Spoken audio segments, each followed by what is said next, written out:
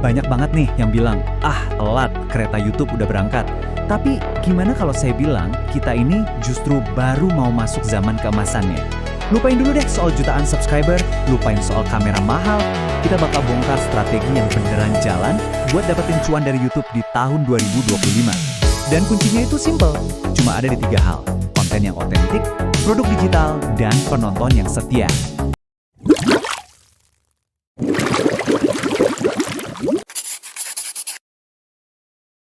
Pernah nggak sih pas lihat kreator yang subscribernya udah jutaan, langsung mikir, wah udah telat banget nih buat mulai. Rasanya kok saingannya udah padat banget ya kan? Tapi tunggu dulu, kenyataannya justru kebalikannya. Nah, ini dia intinya. Bukan kemarin, bukan juga besok. Sekarang, saat ini juga adalah waktu terbaik buat mulai. Kenapa gitu? Karena YouTube sendiri udah ngubah aturan mainnya. Dan sekarang, algoritmanya tuh lagi berpihak banget sama kreator-kreator baru kayak Anda. Logikanya simple banget sebetulnya. YouTube kan butuh wajah-wajah baru, biar penontonnya nggak bosen. Nah, mereka itu bahkan punya tim khusus yang tugasnya nyari dan ngedorong kreator kecil buat muncul di beranda kamu. Artinya apa? Kemenangan itu bukan lagi soal jumlah subscriber, tapi soal kualitas. Selama konten kamu bagus dan bisa bikin orang nonton sampai habis, kamu bisa menang. Oke, coba kita bandingin sebentar. Kenapa sih video format panjang itu bisa jadi senjata rahasia? Coba deh bayangin cara kamu nonton video vertikal. Pasti scroll terus kan? Gampang banget buat nge-skip konten. Tapi kalau video format panjang, kamu megang HP-nya horizontal, butuh usaha lebih buat ganti video.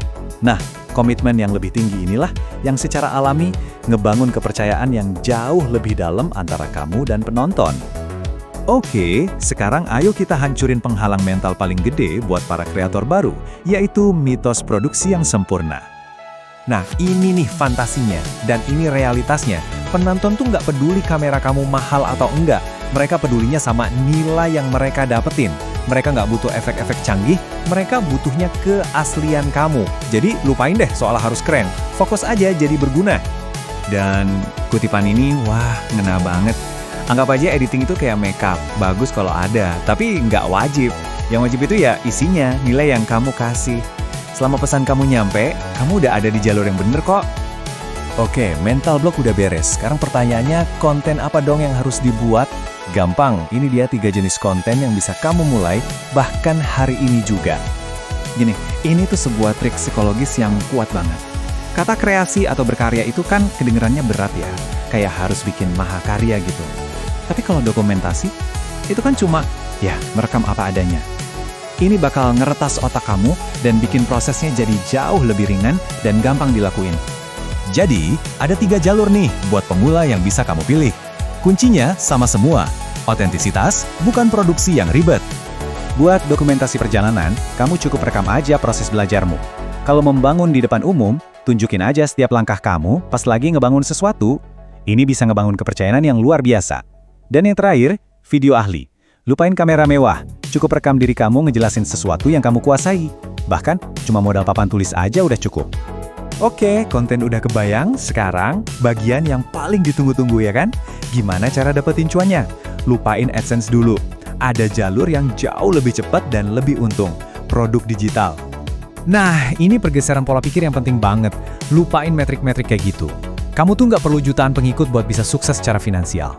Kamu cuma butuh sekelompok kecil penggemar sejati, atau true fans, yang benar-benar ngehargai nilai yang kamu kasih. Terus, produk digital itu apa sih? Gampangnya gini, bayangin kamu bikin sesuatu, misalnya e-book atau template, cuma sekali, tapi kamu bisa jual ribuan kali tanpa ada biaya tambahan. Nggak perlu cetak, nggak perlu kirim. Nah, itulah kenapa untungnya bisa gede banget. Pertanyaan dari Raditya Dika ini jadi kunci dari segalanya. Sebelum kamu jual apapun, kamu harus bisa jawab pertanyaan ini dengan jelas. Produk kamu itu harus bisa nyelesain masalah atau ngasih keuntungan nyata buat pembelinya. Jadi, nilai tukarnya apa? Dan ini bukan cuma teori ya, ini bukti nyata potensinya. Sebuah e-book yang harganya cuma Rp159.000, itu bisa kejual dan ngasilin Rp240 juta hanya dalam waktu 3 hari. Gila kan? Inilah kekuatan dari audiens yang loyal dan produk yang tepat sasaran. Nah, kita sampai di bagian terakhir, dan mungkin ini yang paling penting. Anggap deh kamu nggak ngasilin sepeser pun. Apa semua ini jadi sia-sia? Jawabannya sama sekali nggak. kamu tetap menang, dan menangnya besar. Ini jaminan mutlak. Karena proses bikin konten di YouTube itu sebenarnya adalah sebuah investasi buat pengembangan diri yang luar biasa. Hasilnya dijamin, terlepas dari hasil finansialnya. Coba bayangin, kamu bakal belajar cara ngomong yang jelas, cara ngelola proyek dari A sampai Z. Bahkan kamu bakal jadi lebih paham sama keahlianmu sendiri.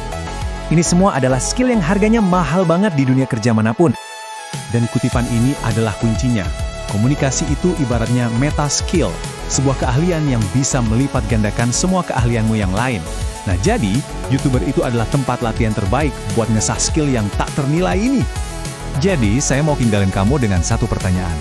Coba bayangin keahlian yang udah kamu punya sekarang, apapun itu. Terus, gabungin dengan kemampuan buat mengkomunikasikannya lewat video. Kira-kira apa yang bakal terjadi? Itulah peluang emas yang ada di depan mata kamu.